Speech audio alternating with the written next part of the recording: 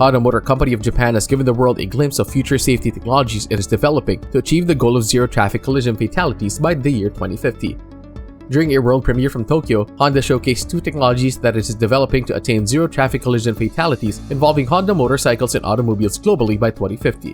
One is called Intelligent Driver Assistive Technology that uses artificial intelligence to reduce driving error and risks. The other is called Safe and Sound Network Technology that will connect all road users, both people and mobility products, through telecommunications, making it possible to predict potential risks and help people avoid risk of collision. As part of its efforts to attain zero traffic collision fatalities by 2050, Honda said it will expand the introduction of Honda Sensing 360, the recently announced omnidirectional safety and driver assistive system, to all modes to go on sale in all major markets by 2030.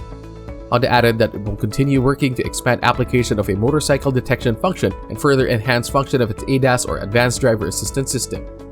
It is also expanding application of motorcycle safety technologies and offering of safety education technologies through its Honda Safety EdTech initiative.